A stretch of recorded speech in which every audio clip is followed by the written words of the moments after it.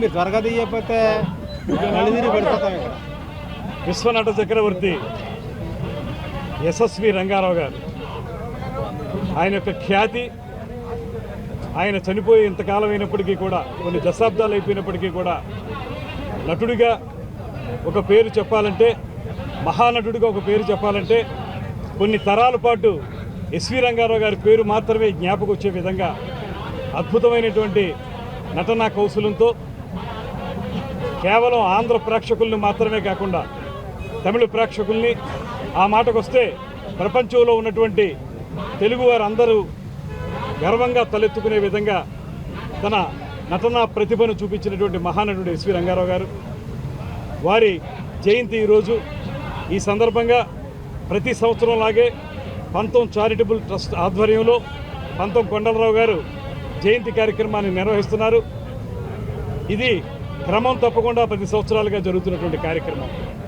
ముఖ్యంగా ఈ ప్రాంతంలో పెరిగినటువంటి, పుట్టింది నూజివీడులో అయినప్పటికీ కూడా ఈ ప్రాంతంలో పెరిగి ఇక్కడి నుంచే వారి మేనమామ గారి ద్వారా సినిమా రంగంలోకి వెళ్ళినటువంటి ఎస్వి రంగారావు గారు అనతి కాలంలోనే పాతాళ భైరవి సినిమాతోటి అద్భుతమైనటువంటి పేరు తెచ్చుకుని కొన్ని దశాబ్దాల పాటు మహానటుడిగా కీర్తించబడినటువంటి సందర్భంలో వారి జయంతిని, వర్ధంతిని కూడా ప్రతి సంవత్సరం క్రమం తప్పకుండా నిర్వహిస్తున్నటువంటి కొండలరావు గారిని ప్రత్యేకంగా అభినందిస్తూ, అదేవిధంగా ఇక్కడ పార్టీలకు అతీతంగా అన్ని పార్టీల వారు ఈ గోదావరి బిడ్డలుగా, ఈ గోదావరి సంస్కృతిని ప్రతిబింబించే విధంగా అందరు నాయకులు కూడా ఒక వేదిక మీదకి వచ్చి ఈ కార్యక్రమంలో పాల్పంచుకుంటున్నాం.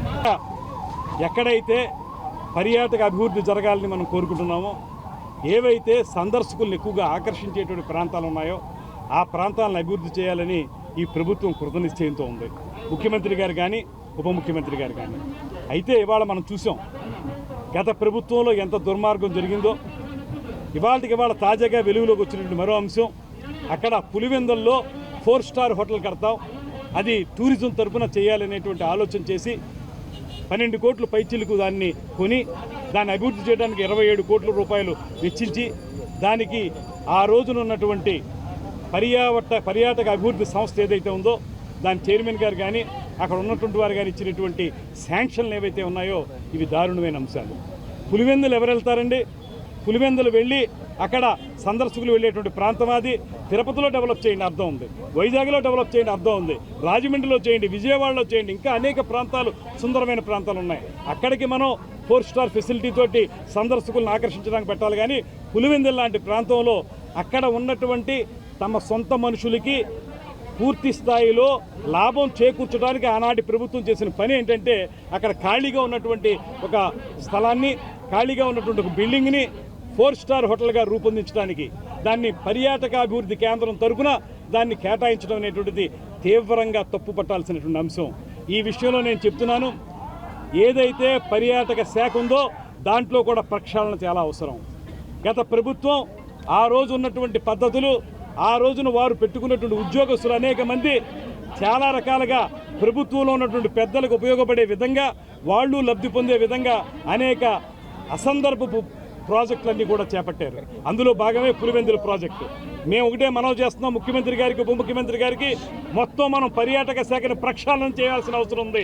అనేక మంది దొంగలు ఉన్నారు అందులో. వాళ్ళందరూ గత ప్రభుత్వం తాలూకు మైండ్ సెట్తోనే నడుస్తున్నారు.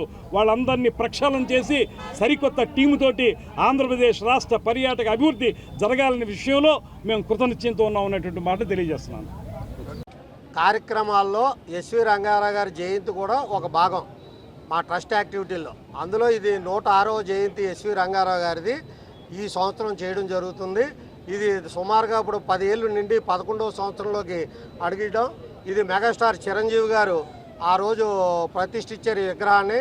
అదేవిధంగా ఆయన ఆ రోజు టూరిజం మంత్రి కింద ఉండగా, ఈవేళ టూరిజం శాఖ మంత్రిగా మన కందుల దుర్గేష్ గారు రాష్ట్ర మంత్రివర్యులు ఆయన రావడం కూడా అభినందనీయం. ఆయన కూడా మాకు ఈ విగ్రహ దాత.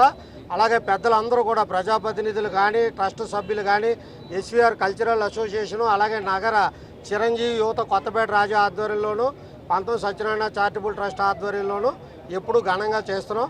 అయితే ఈ సంవత్సరం మన కందుల దుర్గేష్ గారు మంత్రివర్యులుగా ఈ రాజమండ్రిలో మొట్టమొదటి కార్యక్రమం ఇక్కడ పాల్గొనడంతో ఆయన కూడా ఈ 3 అసోసియేషన్లు సంయుక్తంగా ఘనంగా సత్కరించడం జరిగింది. ప్రతి ఏటా మాదిరిగానే ఈ సంవత్సరం కూడా అందరూ రావడం, అందరూ కూడా కృతజ్ఞతలు తెలియజేస్తూ మా ట్రస్ట్ యాక్టివిటీలు అన్నీ కూడా సుమారు 12 ఏళ్ల నుండి స్టార్ట్ చేసాం. ఏ ఒక్కటి కూడా ఆపకుండా ఇప్పటివరకు జరుపుతూ ఉన్నందుకు నాకు చాలా సంతోషంగా ఉంది.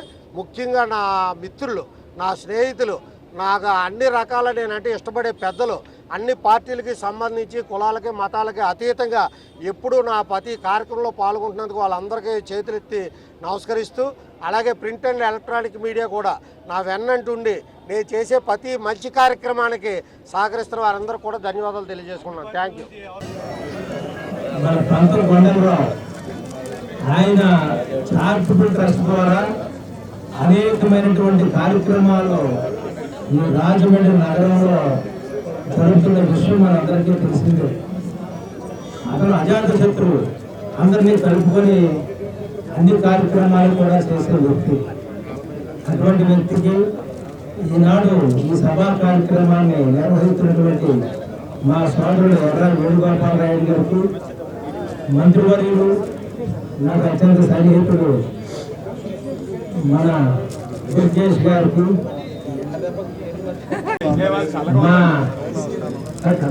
మాకు ఉండే సన్నిహితం అది. పార్టీలో ఎలక్షన్ వచ్చినప్పుడు ఎవరు దారి ఆడితే, కానీ తర్వాత మాత్రం రాజా పెద్ద కొడుకు, గణేష్ నా చిన్న కొడుకు, నేను ఎప్పుడు కూడా నేను మర్చిపోయాను.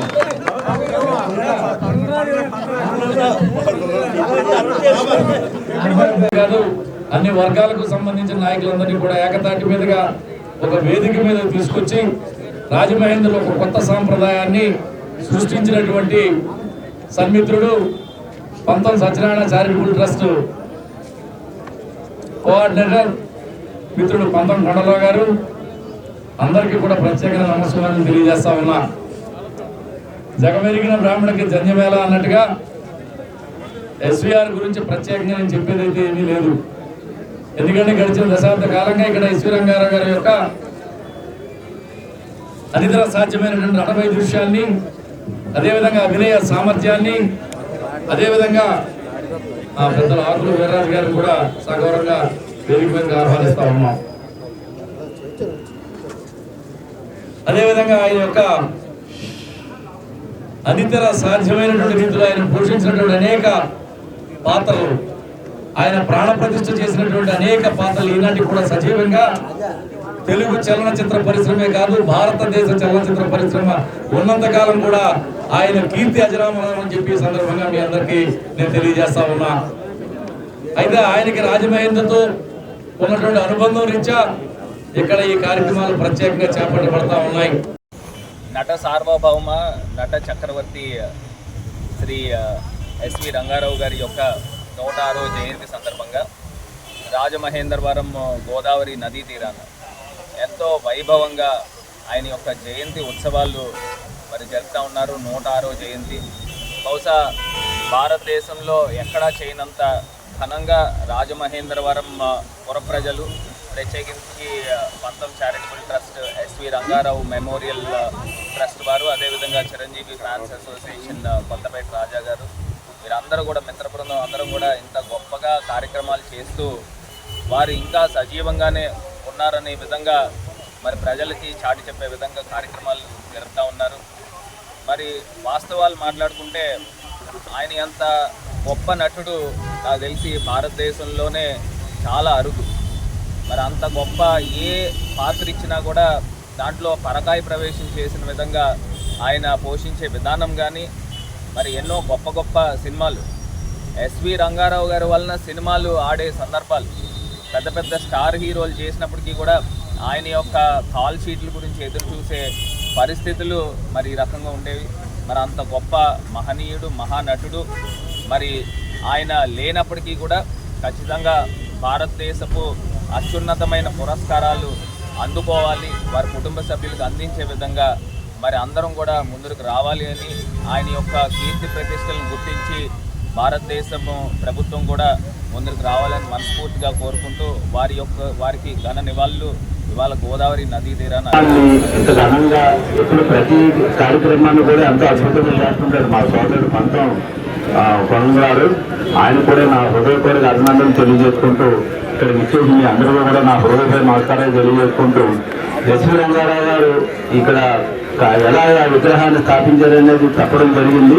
కొనుగోలు ఎస్వి రంగారావు అనేది ఒక మహానటుడు. అలాంటి నటుడు ఒక యుగానికి ఒకడే పడతాడు.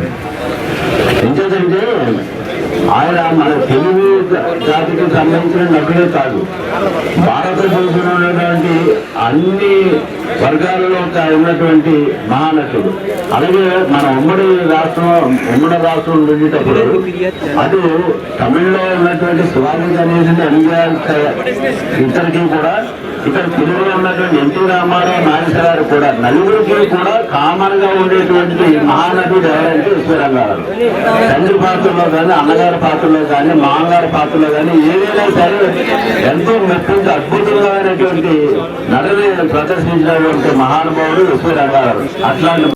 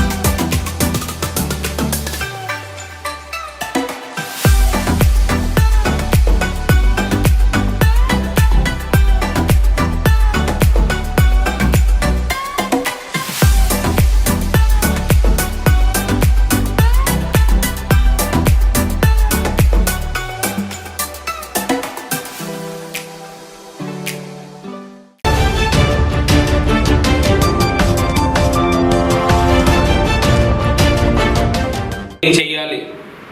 రాబోయే 4.5 సంవత్సరాలు 5 సంవత్సరాల కాలం మరి నిన్ననే పార్లమెంట్లో కూడా చూసినట్టయితే మరి పార్లమెంట్లో ఒపోజిషన్ వాళ్ళు మాట్లాడిన మాటలు కూడా ఎన్నో చూసినాం. మైనారిటీ ప్రభుత్వం అన్నారు. మరి అదే టీఎంసీ లీడర్ కళ్యాణ్ బెనర్జీ కూడా ఆయన కూడా మాట్లాడుతూ మరి చంద్రబాబు నాయుడు గారిని ఉద్దేశించి కూడా మాట్లాడడం జరిగింది. అంటే పార్లమెంట్లో లేని వ్యక్తి గురించి మాట్లాడకూడదు, ఎందుకంటే అది సభా సాంప్రదాయం కాదు. అయినప్పటికీ కూడా వెంటనే స్పీకర్ గారు అడ్డుకున్నప్పటికీ టీడీపీ టాప్ లీడర్ అని చెప్పి ఉదహరించిన సందర్భం. అంటే బీజేపీ దగ్గరకు వస్తే ఎన్డీఏలో ప్రభుత్వంలోకి జాయిన్ అయిపోతే వాషింగ్ మిషన్లో కడిగేసినట్టేనా, అంటే క్లీన్ అయిపోయినట్టేనా? అంటే ఆయన చెప్పిన విధానం ఏంటంటే అరవింద్ కేజ్రీవాల్ గారు లాంటి సెంట్రల్ జైల్లో పెట్టారు. మరి చంద్రబాబు నాయుడు గారి పైన ఎప్పుడో ఈడీ కేసులు, సిబిఐ కేసులు ఉన్నాయి, మరి ఎందుకు చేయలేదు? అంటే మీ దగ్గరకు వస్తే అంతా సచ్చీలు అయిపోయినట్టేనా అనే పదాలు మాట్లాడిన సందర్భం నిన్న పార్లమెంటు వేదికగా. అంటే భారతదేశంలో అత్యున్నతమైన సభలో మాట్లాడిన మాటలు. మరి అదేవిధంగా 2024లో తెలుగుదేశం పార్టీ గవర్నమెంట్లోకి వస్తే మీ హెరిటేజ్ షేర్లు విలువ 520 కోట్లు పెరిగిపోతుందా? ఎట్లా పెరుగుతుంది? మొత్తం దేశం అంతా చాలా కంపెనీలు డౌన్ అయితే ఈయన హెరిటేజ్ మట్టికి పెరిగిపోయింది. ఇందాకడే మన ఎంపీగా పోటీ చేసిన గూడూరు శ్రీనివాస్ గారు కూడా చెప్పారు, ఆధారాలు లేని ఎలక్ట్రానిక్ ఓటింగ్ మెషిన్ల గురించి మనము నేరుగా ప్రశ్నించలేము. కానీ కాకపోతే ఒక సగటు పౌరుడిగా మనం వేసిన ఓటుని ఖచ్చితంగా ఆ పార్టీకి వెళ్తుందా అనే దానిపైన ప్రశ్నార్థకం. ఎందుకంటే ప్రపంచంలోనే అతిపెద్ద కుబేరుడు,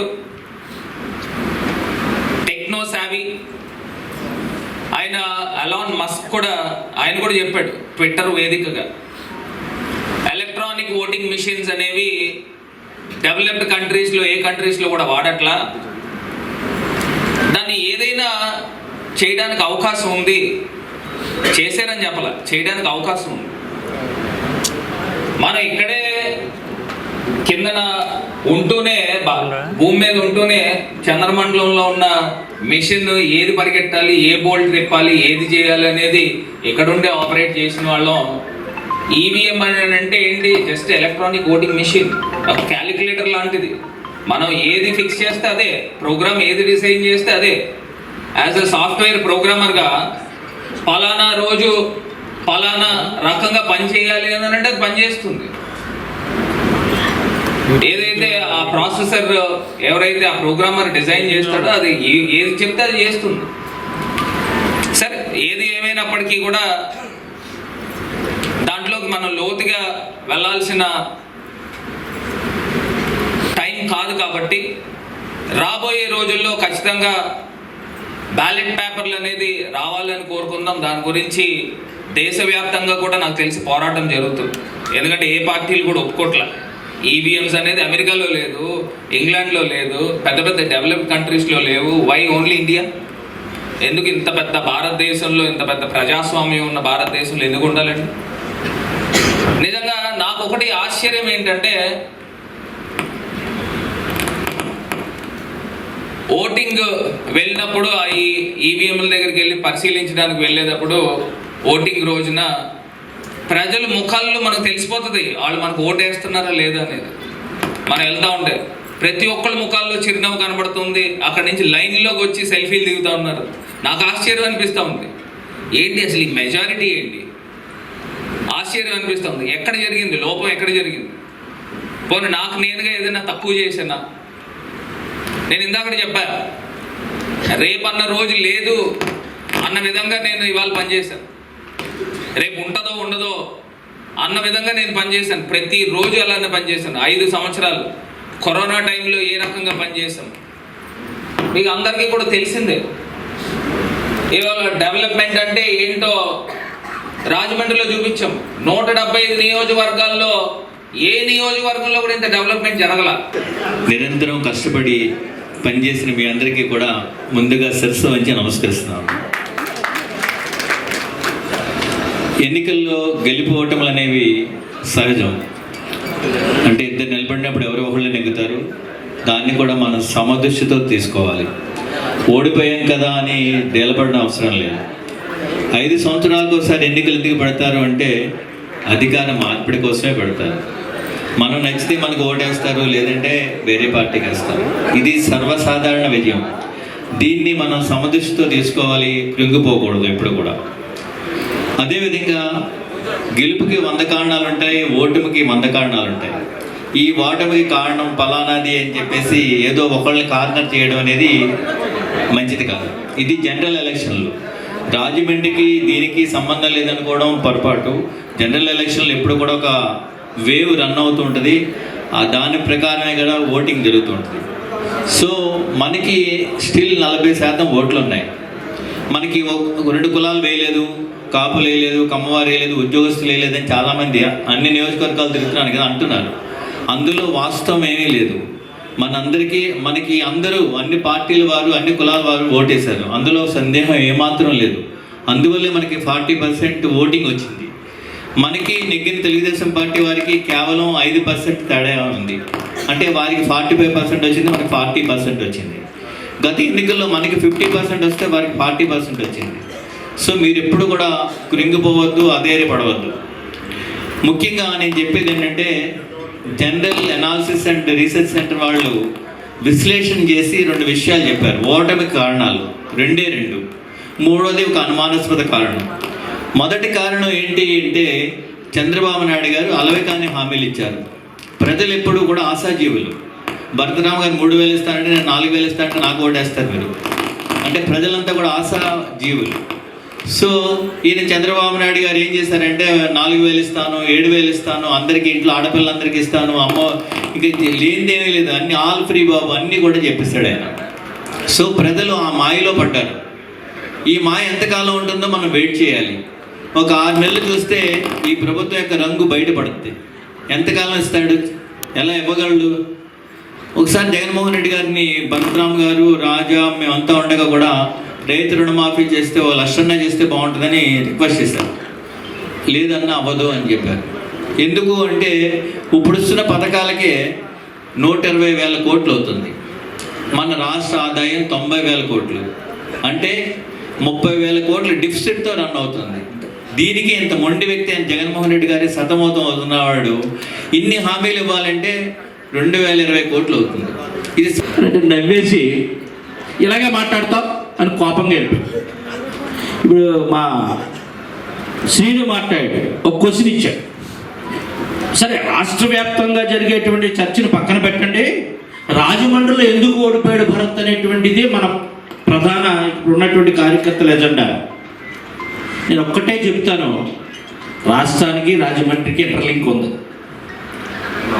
రాష్ట్రానికి రాజమండ్రికి ఇంటర్లింక్ ఉంది. లింక్ లేకుండా ఏం లేదు. అన్నా జగనన్నా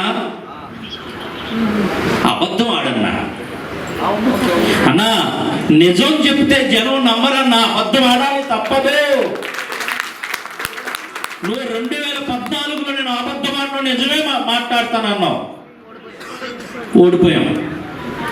2019లో అధికారానికి వచ్చాం. లేదు నేను ఆవేడేమో రైతులకి మనం రుణమాఫీ చేయలేము, ఎందుకంటే రాష్ట్రం ఉన్నటువంటి పరిస్థితుల్లో రుణమాఫీ చేయలేని పరిస్థితుల్లో రాష్ట్ర ఆర్థిక వ్యవస్థ ఉంది కాబట్టి నేను అబద్ధం ఆడినన్నా మనల్ని ప్రతిపక్షంలో కూర్చోబెట్టారు జనం. ఈవేళ 2019లో అధికారంకి వచ్చిన తర్వాత జనరంజకంగా పరిపాలన చేశాం. జనానికి కష్టం వస్తే నా కార్యకర్త కన్నా నా బ్రెయిన్ చైల్డ్ వాలంటీర్ ఉన్నారు, నా బ్రెయిన్ చైల్డ్ సచివాలయం సిబ్బంది ఉంది అని చెప్పేసి నువ్వు ముందుకు పంపించావన్నా వాళ్ళు జోబు చూడకుండా కడుపు చూశారన్న. నువ్వు అబద్ధం ఆడన్నా, నువ్వు అబద్ధం ఆడాలి తప్పదు, ఎందుకంటే ముష్కరులు అబద్ధం ఆడి అధికారానికి వస్తున్నారు.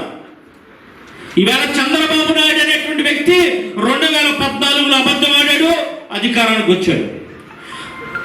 2019లో మనం అధికారానికి వచ్చాం, నిజం చేసాం. రాజకీయం అంటే ప్రజారంజకంగా ప్రజల యొక్క ఈతిబాతులు చూడటమే. కరోనా లాంటి భూతం మనల్ని తరుముతా ఉంటే లేదు నా వాలంటీర్ అడ్డుకున్నాడు, నా సచివాలయం సిబ్బంది అడ్డుకుందని చెప్పేసి నువ్వు నిజం చెప్పావన్నా. 2 ఏళ్ళు గడిచింది, ఆవేటకు అది నిజమే. కానీ ఎన్నికల సమయం వచ్చేటప్పటికి లీడర్ ఎస్టాబ్లిష్ కాలేదు.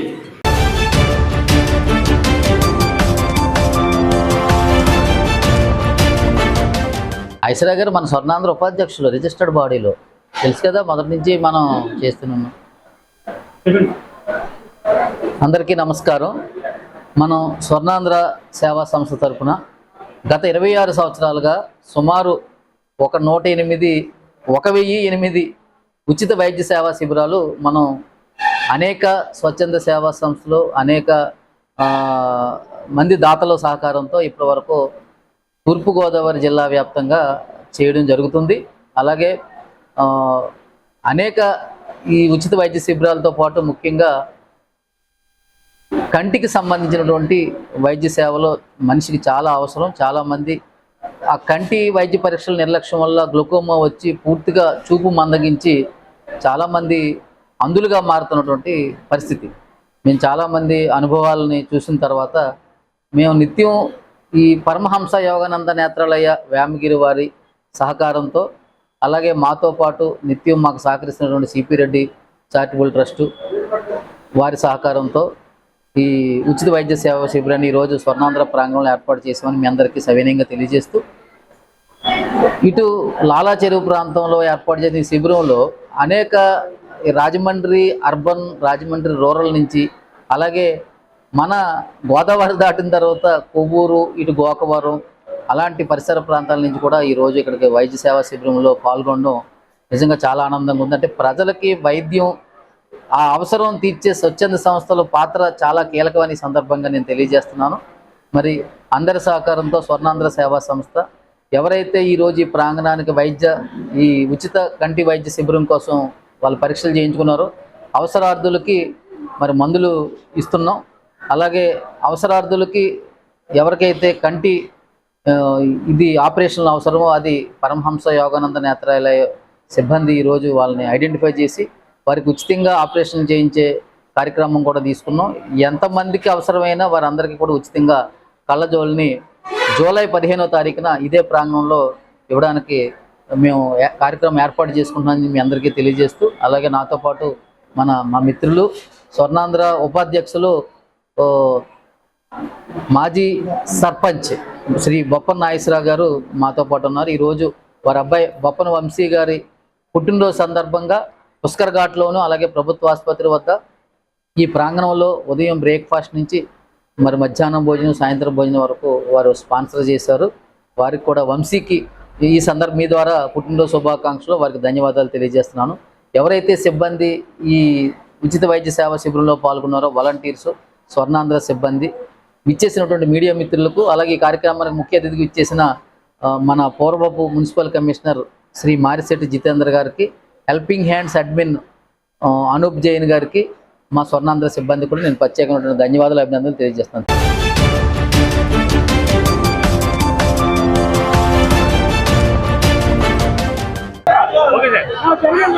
నా పేరు రమేష్ అండి. నేను వైజయంతి మూవీస్ నుంచి వచ్చాను. కల్కిలో వన్ ఆఫ్ ది పార్ట్ గా వర్క్ చేశాను నేను. అండ్ ఈ వెహికల్ మన ప్రభాస్ గారి మూవీలో వాడిన వెహికల్, దీని పేరు బుజ్జి. అండ్ ప్రభాస్ గారి సినిమాలో ఆ ప్రభాస్ గారు ఓన్ గా తయారు చేసుకున్న వెహికల్ ఇది. అందుకే దీనికి ఇంత క్రేజ్ ఉంది. ప్రభాస్ గారికి ఎంత ఉందో దానికి ఈక్వల్ గా దీనికి ఈ రోజు క్రేజ్ ఉంది. అండ్ మూవబుల్ వెర్షన్ లో వచ్చేసి దీన్ని మనకి మహేంద్ర అండ్ జయం వాళ్ళు మనకి తయారు చేసి ఇచ్చారండి కోయంబత్తూర్లో. Proper made in India car and proper గా ఇది ఎలక్ట్రికల్ వెహికల్ అండి ఇది. అండ్ దీనికి టైర్స్ వచ్చేసి సిఎట్ కంపెనీ వాళ్ళు ఇచ్చారు. అండ్ 45 కిలోవాట్స్ బ్యాటరీ ఉంది. And maximum speed 40 km/h. And full charge వచ్చేసి 50 km వరకు వెళ్తుందండి. అండ్ అలాగే మనకి ఇది దీంట్లో వెరైటీ స్పెషల్ ఏంటంటే టైర్ సైజెస్ కానీ వెహికల్ సైజ్ కానీ అన్ని పెద్దవే. అండ్ అలాగే మనకి ఫ్రంట్ స్టీరింగ్ యాక్సెల్ కాకుండా బ్యాక్ స్టీరింగ్ యాక్సెల్ ఉంటుంది. టోటల్ వెయిట్ వచ్చి 6.5 టన్ ఉంటుంది. ఈ రోజు రాజమండ్రికి ఫ్యాన్స్ కి ఇంకా దగ్గరగా చూపించాలని చెప్పి రాజమండ్రి వరకు తీసుకొచ్చామండి. రాజమండ్రి ఫ్యాన్స్ అందుకు థ్యాంక్ యూ సో మచ్. చాలా బాగా వెల్కమ్ ఇచ్చారు బుజ్జికి. అండ్ క్రౌడ్ కూడా అంతే దీనిగా పకడ్బందీగా వచ్చారు. నిజం చెప్పాలంటే క్రౌడ్ ని కొంచెం కంట్రోల్ చేయడం కష్టంగానే ఉంది, కానీ వాళ్ళు కొంచెం కోఆపరేట్ చేయడం వల్ల కొంచెం మేము సింపుల్ గా చేయగలుగుతున్నాము.